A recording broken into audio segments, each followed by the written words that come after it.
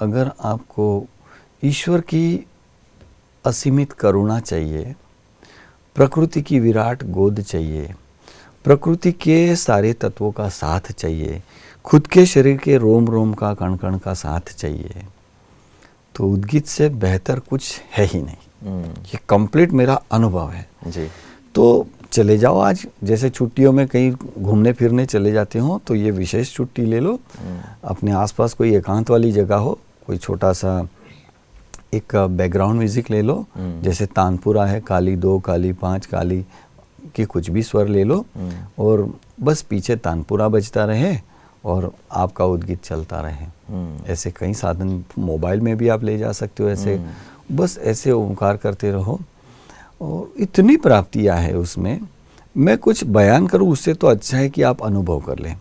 एक तो आंखें लाल हो जाएगी, फिर सर्कुलेशन बढ़ गया है, एकाग्रता इतनी पनपेगी। अगर समझो किसी का बच्चा अनपढ़ है, पढ़ने में बिल्कुल कमज़ोर है, उसकी याद शक्ति नहीं है, पढ़ा हुआ भूल जाता है, तो केवल 15 मिनट उद्गीत कराओ, केवल 15 मिनट, ब्रेन के सारे सेल चार्ज हो जाएंगे, सारे सेल, और हम जो भी पढ़ेंगे लिखेंगे तुरंत डाउनलोड हो जाएगा मस्तिष्क में, वो सदा के लिए अंदर समाहित हो जाएगा।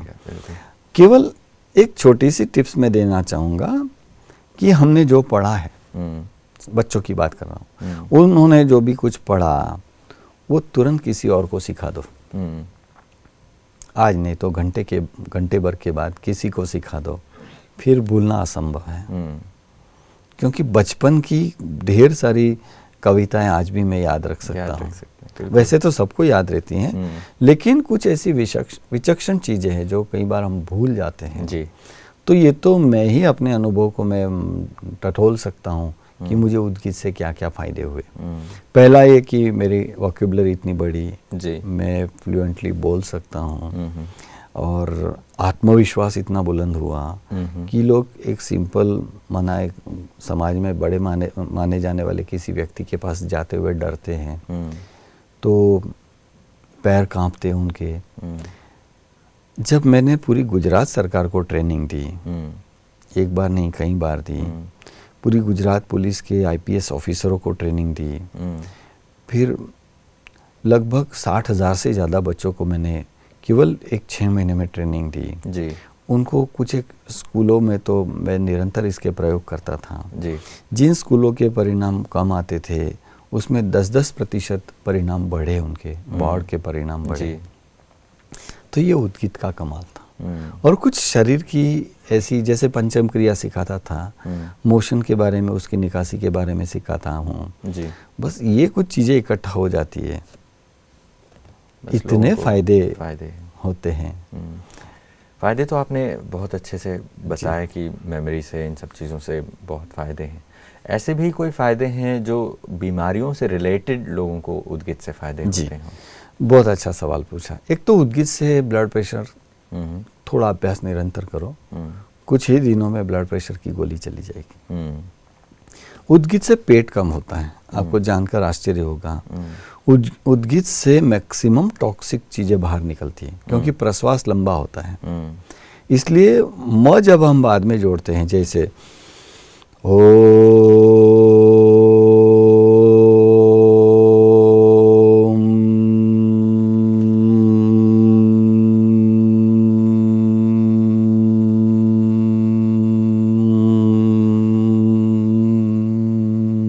हो रहा है, पेट बिल्कुल अंदर जाएगा। और रोजाना अभ्यास करो, पेट एकदम सॉफ्ट हो जाएगा, पूरा पाचन प्रणाली। और हमारा जो जठराग्नि है, भगवान ने गीता में कहा है ना कि अग्नियों में जठराग्नि मैं हूँ, वृक्षों में पीपल मैं हूँ, हाथियों में ऐरावत मैं हूँ। तो अग्नियों में जठराग्नि मैं हूँ ऐसा कहते हैं, तो हमारे जठर में जो अग्नि है भगवत्ता के स्वरूप को धारण किए हुए, वो सक्रिय होती है, तेज हो उठती है। और जो भी खाना है पवित्र खाना है। फिर मांस मटन अंडे खाओगे तो भगवत्ता की अग्नि किस काम की नहीं, किस काम की ऐसे नहीं, वो अपवित्र हो जाती है जी। फिर उसके नसीब में बीमारी बहुत जल्दी नसीब हो जाती है उसके। इसलिए शरीर में ऐसी चीज़ें डालो जो बिल्कुल पवित्र हो, शरीर को मंदिर समझो, और जब भी मिलो ओमकार के प्रयोग को सबसे ज़्यादा करो। कोई मिलता भी है तो ओम शांति या ओम या एकांत में बैठो तो ओमकार का लय करो, ओमकार की ध्वनि करो, क्योंकि ये शब्द खुद भगवान ने दिए हैं जी। तो उस ध्वनियों पर हमें भरोसा होना चाहिए। इन जिनको एपिलेप्सी है, फिट्स वगैरह आते हैं, चक्कर आते हैं, जिनके स्वभाव में बहुत गुस्सा है, छोटी छोटी चीज़ों में वो चिड़चिड़े हो जाते हैं, डिस्टर्ब हो जाते हैं, हिम्मतहीन हो जाते हैं, सुसाइड की बात करते हैं, सुसाइडल टेंडेंसी हो, तो उन सब में मैं 6 प्रकार के ओमकार सिखाऊंगा। बस ये तो पहला ओमकार है जी। तो 6 प्रकार के ओमकार में जो जिनकी सुसाइडल टेंडेंसी है ना, उसको भी बहुत फायदे होंगे। लेकिन सबसे प्रचंड ये उद्गीत है, सबसे पावरफुल ये उद्गीत है। इसलिए अगर पेट का रिदम ठीक हो जाता है, हार्ट का रिदम तो उद्गीत से ही ठीक होगा, ब्रेन का रिदम उद्गीत से ठीक होगा। अगर उद्गीत पूरे यूनिवर्स का रिदम ठीक कर सकता है तो ये शरीर तो छोटी सी चीज है, पिंड है, यथा पिंडे तथा ब्रह्मांडे।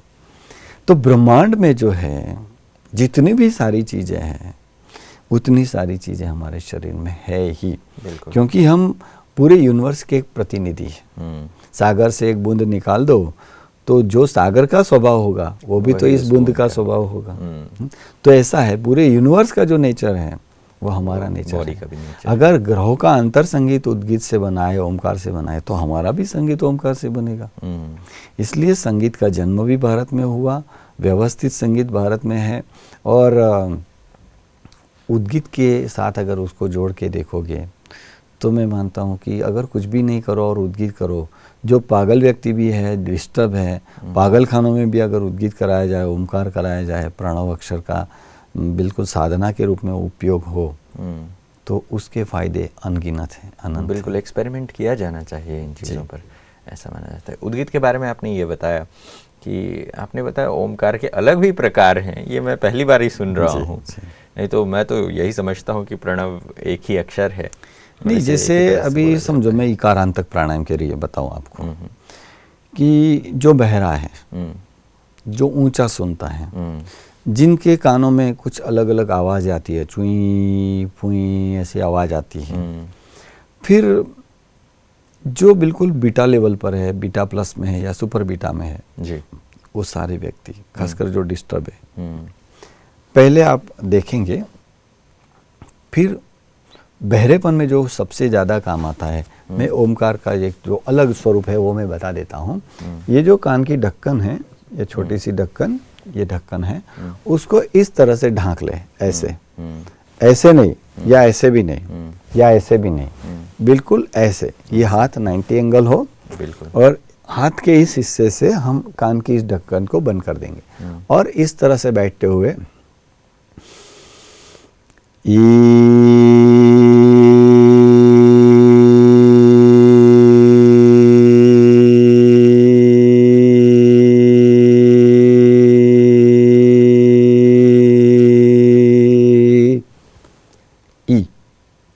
दुनिया की किसी भी ध्वनि की ताकत नहीं है आपकी कानों में एंटर हो इकारांतक से।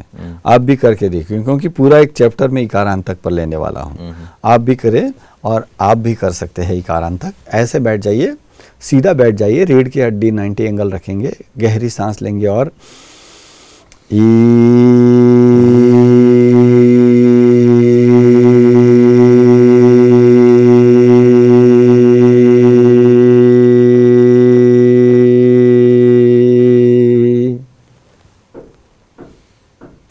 एक बात जो मेरे को अभी अभी महसूस हुई कि जब आप ये कर रहे हैं तो आपके कान में कुछ और जा ही नहीं रहा आसपास, मतलब मैं आपकी ध्वनि भी मैं नहीं सुन पा रहा हूँ, हालांकि आप भी बैठ के ई का ये स्वर निकाल रहे हैं।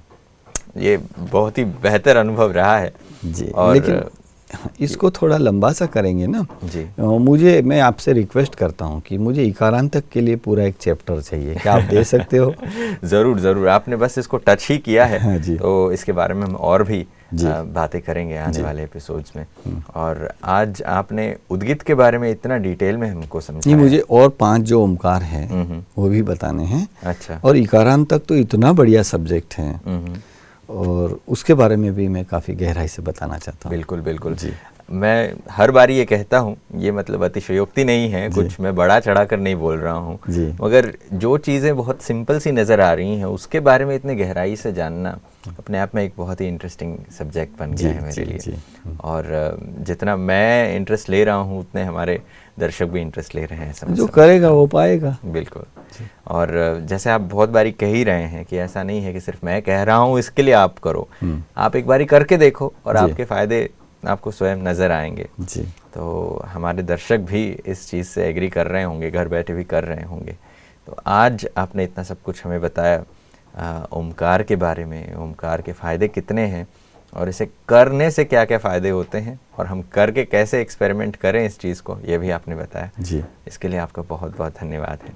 आपका भी धन्यवाद। तो हरीश वैद्य जी से हम लोग बहुत सारी नई चीज़ें सीख रहे हैं, हर दिन कुछ नया सीखने को मिल रहा है और उद्गित के बारे में हमने इतनी डिटेल में जानकारी ली है आज और करके भी देखा कि इससे क्या होता है।